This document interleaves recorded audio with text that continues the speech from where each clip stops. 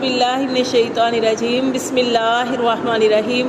سورۃ المائدہ، مائدہ کا مطلب کہتا ہے دسترخوان، اور اس کے بارے میں ہم انشاءاللہ اسی سورت کے اندر پڑھیں گے۔ سورۃ مائدہ کے بارے میں جو مائدہ کا کیا مطلب ہے، دسترخوان، کھانے سے بھرا ہوا دسترخوان۔ ایک فرمائش بھی کی تھی انہوں نے جس کے اوپر یہ سورت جو تھی اسی کا آپ دیکھیں نا کہ نام کس کیسے رکھے گئے۔ جیسے ہم نے سورۃ البقرہ پڑھی، اس میں چونکہ گائے کا واقعہ پیش آیا تو اس کے نام جو ہے وہ بقرہ رکھ دیا گیا، بقرہ کا مطلب گائے۔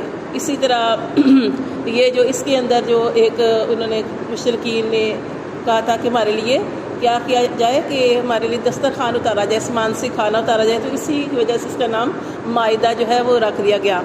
نبی صلی اللہ علیہ وسلم کی حدیث کا مفہوم ہے کہ اپنے مردوں کو سورۃ المائدہ سکھاؤ، عورتوں کو سورۃ نساء سکھاؤ،